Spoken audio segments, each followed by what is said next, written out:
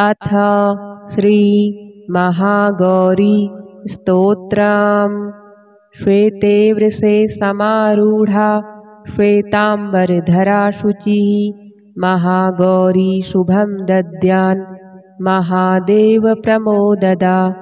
वन्दे वाञ्छितकामार्थं चन्द्रार्धकृतशेखरां सिंहारूढां चतुर्भुजां महागौरीं यशस्विनीं पूर्णेन्दुनिभां गौरीं सोमवक्रस्थिताम् अष्टमदुर्गां त्रिनेत्रां वराभीतिकरां त्रिशूलडमरुधरां महागौरीं भजेऽहम्।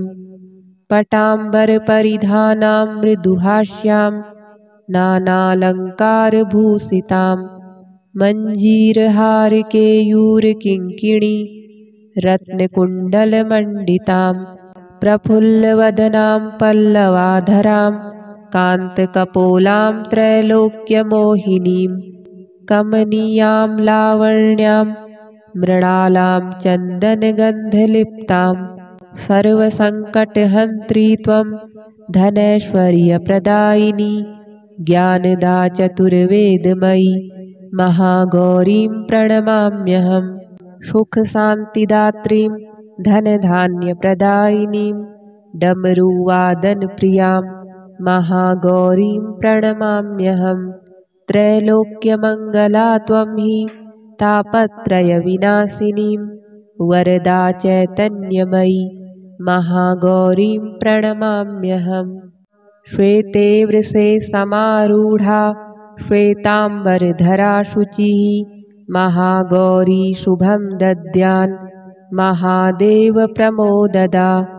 वन्दे वाञ्छितकामार्थं चन्द्रार्धकृतशेखरां सिंहारूढां चतुर्भुजां महागौरीं यशस्विनीं पूर्णेन्दुनिभां गौरीं सोमवक्रस्थिताम् अष्टमदुर्गां त्रिनेत्रां वराभीतिकरां त्रिशूलडमरुधरां महागौरीं भजेऽहम्।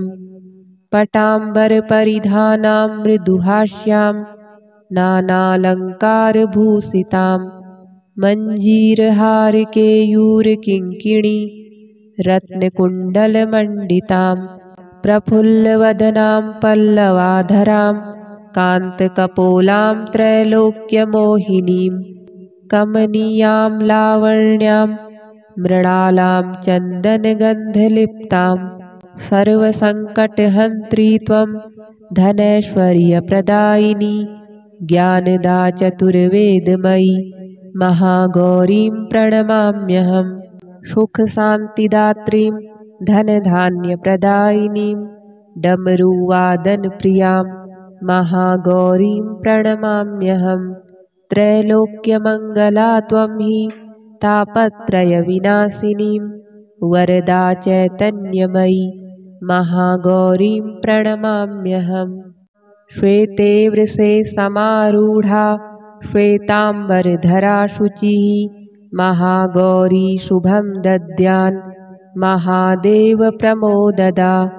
वन्दे वाञ्छितकामार्थं चन्द्रार्धकृतशेखरां सिंहारूढां चतुर्भुजां महागौरीं यशस्विनीं पूर्णेन्दुनिभां गौरीं सोमवक्रस्थिताम् अष्टमदुर्गां त्रिनेत्रां वराभीतिकरां त्रिशूलडमरुधरां महागौरीं भजेऽहम्।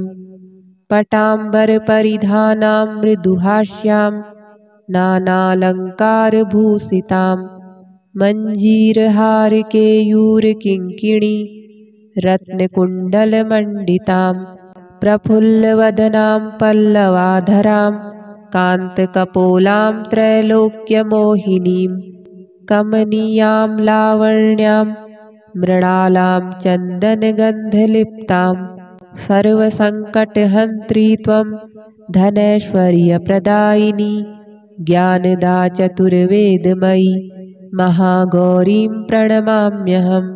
सुखशान्तिदात्रीं धनधान्यप्रदायिनीं डमरुवादनप्रियां महागौरीं प्रणमाम्यहम्। त्रैलोक्यमङ्गला त्वं हि तापत्रयविनाशिनीं वरदा चैतन्यमयी महागौरीं प्रणमाम्यहम्। श्वेते वृषे समारूढा श्वेताम्बरधरा शुचिः महागौरी शुभं दद्यान् महादेवप्रमोददा।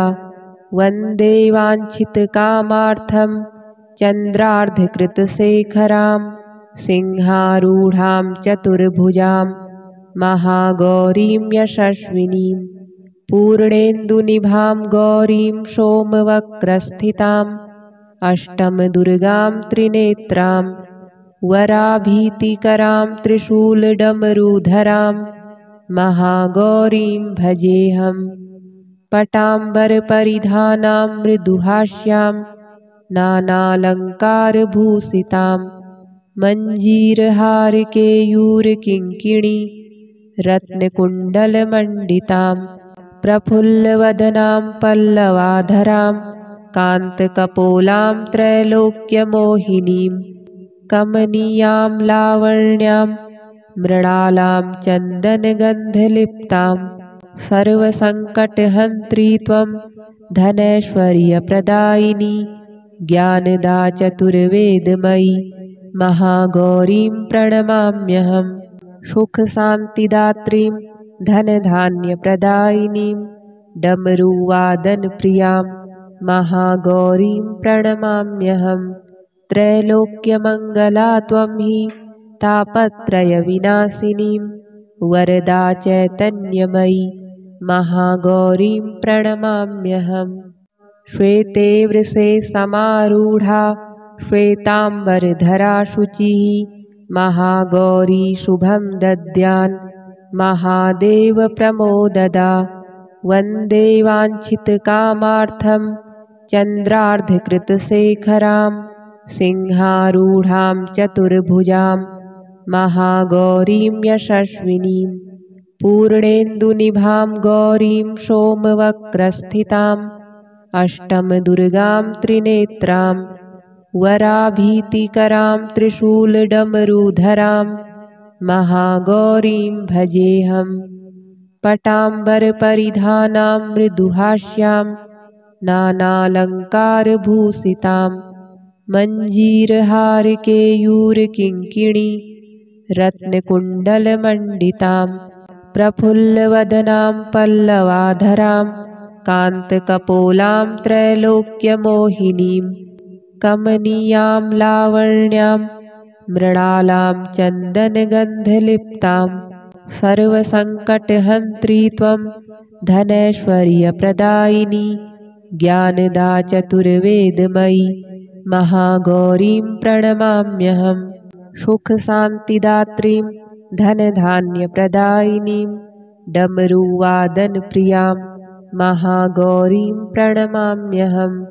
त्रैलोक्यमङ्गला त्वं हि तापत्रयविनाशिनीं वरदा चैतन्यमयी महागौरीं प्रणमाम्यहम्। श्वेते वृषे समारूढा श्वेताम्बरधरा शुचिः महागौरी शुभं दद्यान् महादेवप्रमोददा। वन्दे वाञ्छितकामार्थं चन्द्रार्धकृतशेखरां सिंहारूढां चतुर्भुजां महागौरीं यशस्विनीं। पूर्णेन्दुनिभां गौरीं सोमवक्रस्थिताम् अष्टमदुर्गां त्रिनेत्रां वराभीतिकरां त्रिशूलडमरुधरां महागौरीं भजेऽहम्। पटाम्बरपरिधानां मृदुहास्यां नानालङ्कारभूषितां मञ्जीरहारकेयूरकिङ्किणी रत्नकुण्डलमण्डितां प्रफुल्लवदनां पल्लवाधरां कान्तकपोलां त्रैलोक्यमोहिनीं कमनीयां लावण्यां मृणालां चन्दनगन्धलिप्तां सर्वसङ्कटहन्त्री त्वं धनैश्वर्यप्रदायिनी ज्ञानदा चतुर्वेदमयी महागौरीं प्रणमाम्यहं। सुखशान्तिदात्रीं धनधान्यप्रदायिनीं डमरुवादनप्रियां महागौरीं प्रणमाम्यहं।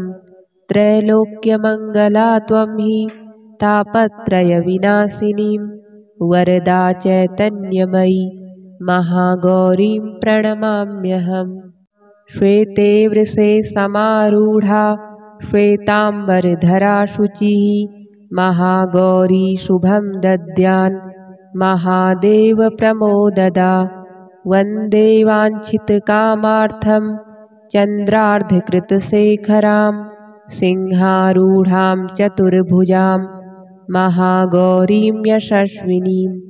पूर्णेन्दुनिभां गौरीं सोमवक्रस्थिताम् अष्टमदुर्गां त्रिनेत्रां वराभीतिकरां त्रिशूलडमरुधरां महागौरीं भजेऽहं। पटाम्बरपरिधानां मृदुहास्यां नानालङ्कारभूषितां मञ्जीरहारकेयूरकिङ्किणी रत्नकुण्डलमण्डितां प्रफुल्लवदनां पल्लवाधरां कान्तकपोलां त्रैलोक्यमोहिनीं कमनीयां लावण्यां मृणालां चन्दनगन्धलिप्तां सर्वसङ्कटहन्त्री त्वं धनैश्वर्यप्रदायिनी ज्ञानदा चतुर्वेदमयी महागौरीं प्रणमाम्यहं। सुखशान्तिदात्रीं धनधान्यप्रदायिनीं डमरुवादनप्रियां महागौरीं प्रणमाम्यहं। त्रैलोक्यमङ्गला त्वं हि तापत्रयविनाशिनीं वरदा चैतन्यमयी महागौरीं प्रणमाम्यहं। श्वेते वृषे समारूढा श्वेताम्बरधरा शुचिः महागौरी शुभं दद्यान् महादेवप्रमोददा। वन्दे वाञ्छितकामार्थं चन्द्रार्धकृतशेखरां सिंहारूढां चतुर्भुजां महागौरीं यशस्विनीं।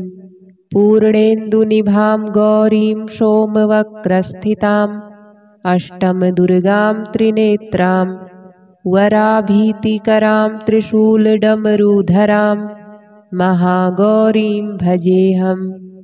पटाम्बरपरिधानां मृदुहास्यां नानालङ्कारभूषितां मञ्जीरहारकेयूरकिङ्किणी रत्नकुण्डलमण्डितां प्रफुल्लवदनां पल्लवाधरां कान्तकपोलां त्रैलोक्यमोहिनीं कमनीयां लावण्यां मृणालां चन्दनगन्धलिप्तां सर्वसङ्कटहन्त्री त्वं धनैश्वर्यप्रदायिनी ज्ञानदा चतुर्वेदमयी महागौरीं प्रणमाम्यहं। सुखशान्तिदात्रीं धनधान्यप्रदायिनीं डमरुवादनप्रियां महागौरीं प्रणमाम्यहं। त्रैलोक्यमङ्गला त्वं हि तापत्रयविनाशिनीं वरदा चैतन्यमयी महागौरीं प्रणमाम्यहं। श्वेते वृषे समारूढा श्वेताम्बरधरा शुचिः महागौरी शुभं दद्यान् महादेवप्रमोददा। वन्दे वाञ्छितकामार्थं चन्द्रार्धकृतशेखरां सिंहारूढां चतुर्भुजां महागौरीं यशस्विनीं। पूर्णेन्दुनिभां गौरीं सोमवक्रस्थिताम् अष्टमदुर्गां त्रिनेत्रां वराभीतिकरां त्रिशूलडमरुधरां महागौरीं भजेऽहं। पटाम्बरपरिधानां मृदुहास्यां नानालङ्कारभूषितां मञ्जीरहारकेयूरकिङ्किणी रत्नकुण्डलमण्डितां प्रफुल्लवदनां पल्लवाधरां कान्तकपोलां त्रैलोक्यमोहिनीं कमनीयां लावण्यां मृणालां चन्दनगन्धलिप्तां सर्वसङ्कटहन्त्री त्वं धनैश्वर्यप्रदायिनी ज्ञानदा चतुर्वेदमयी महागौरीं प्रणमाम्यहम् सुखशान्तिदात्रीं धनधान्यप्रदायिनीं डमरुवादनप्रियां महागौरीं प्रणमाम्यहम् त्रैलोक्यमङ्गला त्वं हि तापत्रयविनाशिनीं वरदा चैतन्यमयी महागौरीं प्रणमाम्यहम् श्वेते वृषे समारूढा श्वेताम्बरधरा शुचिः महागौरी शुभं दद्यान् महादेवप्रमोददा वन्दे वाञ्छितकामार्थं चन्द्रार्धकृतशेखरां सिंहारूढां चतुर्भुजां महागौरीं यशस्विनीं पूर्णेन्दुनिभां गौरीं सोमवक्रस्थिताम् अष्टमदुर्गां त्रिनेत्रां वराभीतिकरां त्रिशूलडमरुधरां महागौरीं भजेऽहम् पटाम्बरपरिधानां मृदुहास्यां नानालङ्कारभूषितां मञ्जीरहारकेयूरकिङ्किणी रत्नकुण्डलमण्डितां प्रफुल्लवदनां पल्लवाधरां कान्तकपोलां त्रैलोक्यमोहिनीं कमनीयां लावण्यां मृणालां चन्दनगन्धलिप्तां सर्वसङ्कटहन्त्री त्वं धनैश्वर्यप्रदायिनी ज्ञानदा चतुर्वेदमयी महागौरीं प्रणमाम्यहम् सुखशान्तिदात्रीं धनधान्यप्रदायिनीं डमरुवादनप्रियां महागौरीं प्रणमाम्यहम् त्रैलोक्यमङ्गला त्वं हि तापत्रयविनाशिनीं वरदा चैतन्यमयी महागौरीं प्रणमाम्यहम् श्वेते वृषे समारूढा श्वेताम्बरधरा शुचिः महागौरी शुभं दद्यान् महादेवप्रमोददा वन्दे वाञ्छितकामार्थं चन्द्रार्धकृतशेखरां सिंहारूढां चतुर्भुजां महागौरीं यशस्विनीं पूर्णेन्दुनिभां गौरीं सोमवक्रस्थिताम् अष्टमदुर्गां त्रिनेत्रां वराभीतिकरां त्रिशूलडमरुधरां महागौरीं भजेऽहम् पटाम्बरपरिधानां मृदुहास्यां नानालङ्कारभूषितां मञ्जीरहारकेयूरकिङ्किणी रत्नकुण्डलमण्डितां प्रफुल्लवदनां पल्लवाधरां कान्तकपोलां त्रैलोक्यमोहिनीं कमनीयां लावण्यां मृणालां चन्दनगन्धलिप्तां सर्वसङ्कटहन्त्री त्वं धनैश्वर्यप्रदायिनी ज्ञानदा चतुर्वेदमयी महागौरीं प्रणमाम्यहम् सुखशान्तिदात्रीं धनधान्यप्रदायिनीं डमरुवादनप्रियां महागौरीं प्रणमाम्यहम् त्रैलोक्यमङ्गला त्वं हि तापत्रयविनाशिनीं वरदा चैतन्यमयी महागौरीं प्रणमाम्यहम् श्वेते वृषे समारूढा श्वेताम्बरधरा शुचिः महागौरी शुभं दद्यान् महादेवप्रमोददा वन्दे वाञ्छितकामार्थं चन्द्रार्धकृतशेखरां सिंहारूढां चतुर्भुजां महागौरीं यशस्विनीं पूर्णेन्दुनिभां गौरीं सोमवक्रस्थिताम् अष्टमदुर्गां त्रिनेत्रां वराभीतिकरां त्रिशूलडमरुधरां महागौरीं भजेऽहम् पटाम्बरपरिधानां मृदुहास्यां नानालङ्कारभूषितां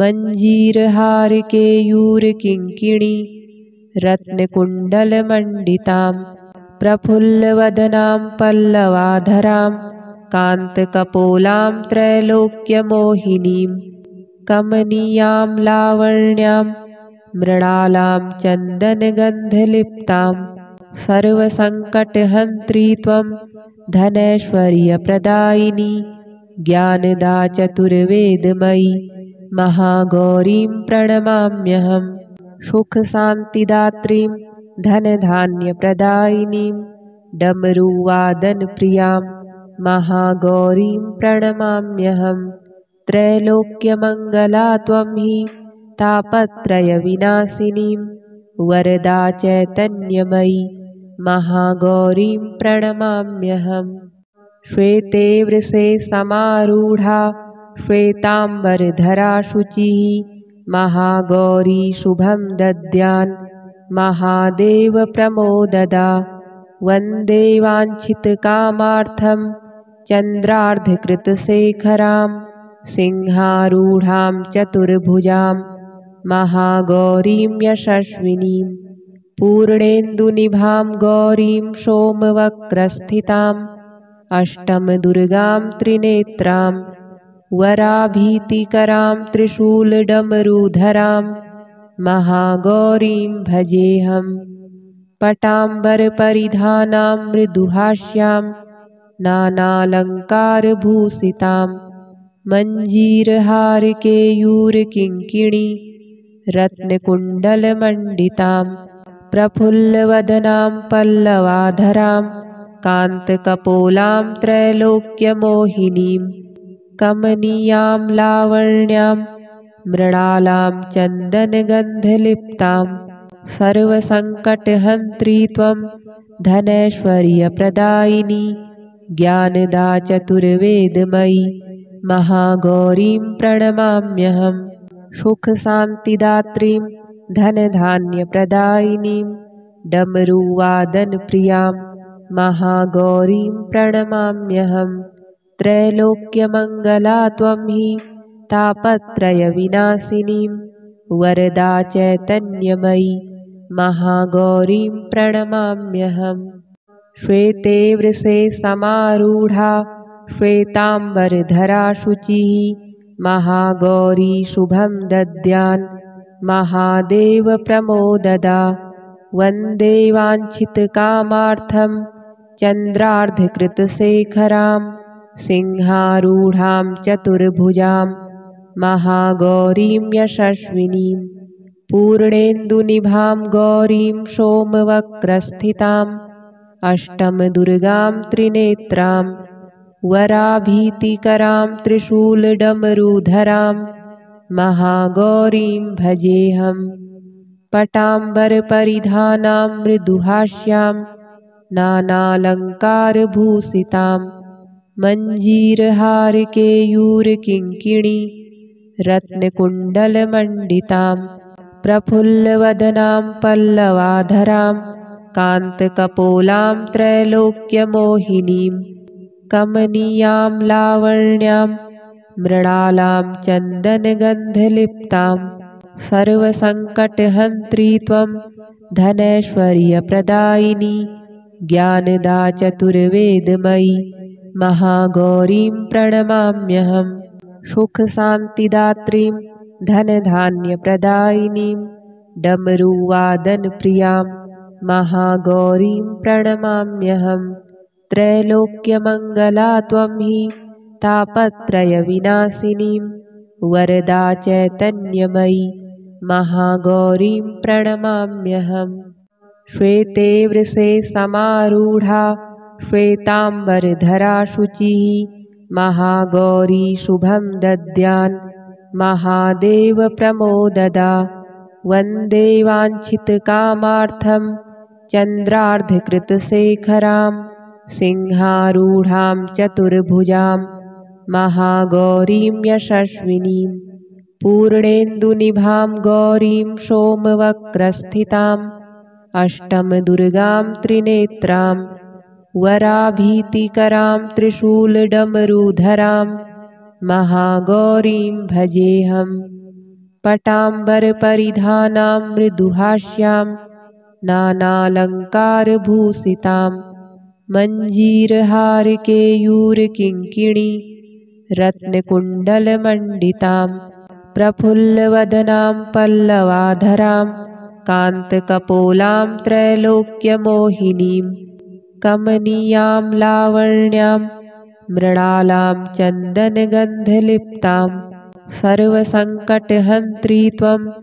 धनैश्वर्यप्रदायिनी ज्ञानदा चतुर्वेदमयी महागौरीं प्रणमाम्यहम् सुखशान्तिदात्रीं धनधान्यप्रदायिनीं डमरुवादनप्रियां महागौरीं प्रणमाम्यहम् त्रैलोक्यमङ्गला त्वं हि तापत्रयविनाशिनीं वरदा चैतन्यमयी महागौरीं प्रणमाम्यहम् श्वेते वृषे समारूढा श्वेताम्बरधरा शुचिः महागौरी शुभं दद्यान् महादेवप्रमोददा वन्दे वाञ्छितकामार्थं चन्द्रार्धकृतशेखरां सिंहारूढां चतुर्भुजां महागौरीं यशस्विनीं पूर्णेन्दुनिभां गौरीं सोमवक्रस्थिताम्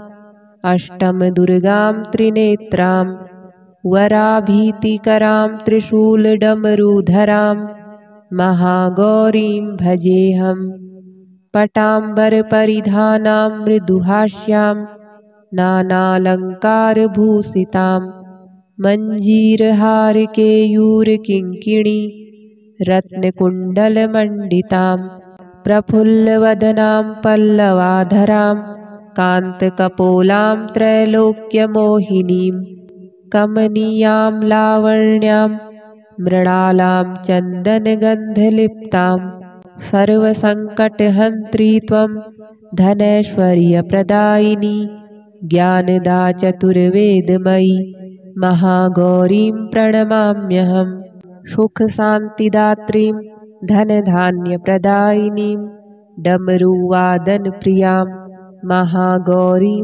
प्रणमाम्यहम् त्रैलोक्यमङ्गला त्वं हि तापत्रयविनाशिनीं वरदा चैतन्यमयी महागौरीं प्रणमाम्यहम् श्वेते वृषे समारूढा श्वेताम्बरधरा शुचिः महागौरी शुभं दद्यान् महादेवप्रमोददा वन्दे वाञ्छितकामार्थं चन्द्रार्धकृतशेखरां सिंहारूढां चतुर्भुजां महागौरीं यशस्विनीं पूर्णेन्दुनिभां गौरीं सोमवक्रस्थिताम् अष्टमदुर्गां त्रिनेत्रां वराभीतिकरां त्रिशूलडमरुधरां महागौरीं भजेऽहम् पटाम्बरपरिधानां मृदुहास्यां नानालङ्कारभूषितां मञ्जीरहारकेयूरकिङ्किणी रत्नकुण्डलमण्डितां प्रफुल्लवदनां पल्लवाधरां कान्तकपोलां त्रैलोक्यमोहिनीं कमनीयां लावण्यां मृणालां चन्दनगन्धलिप्तां सर्वसङ्कटहन्त्री त्वं धनैश्वर्यप्रदायिनी ज्ञानदा चतुर्वेदमयी महागौरीं प्रणमाम्यहम् सुखशान्तिदात्रीं धनधान्यप्रदायिनीं डमरुवादनप्रियां महागौरीं प्रणमाम्यहम् त्रैलोक्यमङ्गला त्वं हि तापत्रयविनाशिनीं वरदा चैतन्यमयी महागौरीं प्रणमाम्यहम् श्वेते वृषे समारूढा श्वेताम्बरधरा शुचिः महागौरी शुभं दद्यान् महादेवप्रमोददा वन्दे वाञ्छितकामार्थं चन्द्रार्धकृतशेखरां सिंहारूढां चतुर्भुजां महागौरीं यशस्विनीं पूर्णेन्दुनिभां गौरीं सोमवक्रस्थिताम् अष्टमदुर्गां त्रिनेत्रां वराभीतिकरां त्रिशूलडमरुधरां महागौरीं भजेऽहम् पटाम्बरपरिधानां मृदुहास्यां नानालङ्कारभूषितां मञ्जीरहारकेयूरकिङ्किणी रत्नकुण्डलमण्डितां प्रफुल्लवदनां पल्लवाधरां कान्तकपोलां त्रैलोक्यमोहिनीं कमनीयां लावण्यां मृणालां चन्दनगन्धलिप्तां सर्वसङ्कटहन्त्री त्वं धनैश्वर्यप्रदायिनी ज्ञानदा चतुर्वेदमयी महागौरीं प्रणमाम्यहम् सुखशान्तिदात्रीं धनधान्यप्रदायिनीं डमरुवादनप्रियां महागौरीं प्रणमाम्यहम् त्रैलोक्यमङ्गला त्वं हि तापत्रयविनाशिनीं वरदा चैतन्यमयी महागौरीं प्रणमाम्यहम् श्वेते वृषे समारूढा श्वेताम्बरधरा शुचिः महागौरी शुभं दद्यान् महादेवप्रमोददा वन्दे वाञ्छितकामार्थं चन्द्रार्धकृतशेखरां सिंहारूढां चतुर्भुजां महागौरीं यशस्विनीं पूर्णेन्दुनिभां गौरीं सोमवक्रस्थिताम् अष्टमदुर्गां त्रिनेत्रां वराभीतिकरां त्रिशूलडमरुधरां महागौरीं भजेऽहम् पटाम्बरपरिधानां मृदुहास्यां नानालङ्कारभूषितां मञ्जीरहारकेयूरकिङ्किणी रत्नकुण्डलमण्डितां प्रफुल्लवदनां पल्लवाधरां कान्तकपोलां त्रैलोक्यमोहिनीं कमनीयां लावण्यां मृणालां चन्दनगन्धलिप्तां सर्वसङ्कटहन्त्री त्वं धनैश्वर्यप्रदायिनी ज्ञानदा चतुर्वेदमयी महागौरीं प्रणमाम्यहम् सुखशान्तिदात्रीं धनधान्यप्रदायिनीं डमरुवादनप्रियां महागौरीं प्रणमाम्यहम् त्रैलोक्यमङ्गला त्वं हि तापत्रयविनाशिनीं वरदा चैतन्यमयी महागौरीं प्रणमाम्यहम् श्वेते वृषे समारूढा श्वेताम्बरधरा शुचिः महागौरी शुभं दद्यान् महादेवप्रमोददा वन्दे वाञ्छितकामार्थं चन्द्रार्धकृतशेखरां सिंहारूढां चतुर्भुजां महागौरीं यशस्विनीं पूर्णेन्दुनिभां गौरीं सोमवक्रस्थिताम् अष्टमदुर्गां त्रिनेत्रां वराभीतिकरां त्रिशूलडमरुधरां महागौरीं भजेऽहम् पटाम्बरपरिधानां मृदुहास्यां नानालङ्कारभूषितां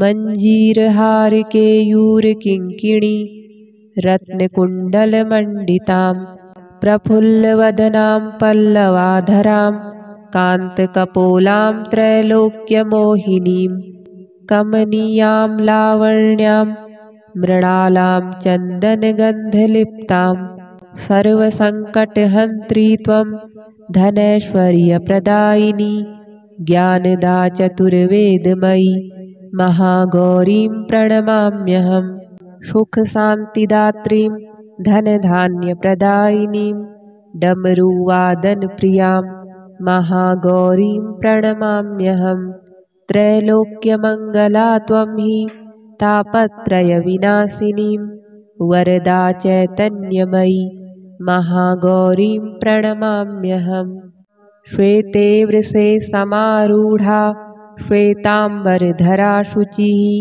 महागौरी शुभं दद्यान् महादेवप्रमोददा वन्दे वाञ्छितकामार्थं चन्द्रार्धकृतशेखरां सिंहारूढां चतुर्भुजां महागौरीं यशस्विनीं पूर्णेन्दुनिभां गौरीं सोमवक्रस्थिताम् अष्टमदुर्गां त्रिनेत्रां वराभीतिकरां त्रिशूलडमरुधरां महागौरीं भजेऽहं पटाम्बरपरिधानां मृदुहास्यां नानालङ्कारभूषितां मञ्जीरहारकेयूरकिङ्किणी रत्नकुण्डलमण्डितां प्रफुल्लवदनां पल्लवाधरां कान्तकपोलां त्रैलोक्यमोहिनीं कमनीयां लावण्यां मृणालां चन्दनगन्धलिप्तां सर्वसङ्कटहन्त्री त्वं धनैश्वर्यप्रदायिनी ज्ञानदा चतुर्वेदमयी महागौरीं प्रणमाम्यहं सुखशान्तिदात्रीं धनधान्यप्रदायिनीं डमरुवादनप्रियां महागौरीं प्रणमाम्यहं त्रैलोक्यमङ्गला त्वं हि तापत्रयविनाशिनीं वरदा चैतन्यमयी महागौरीं प्रणमाम्यहम्।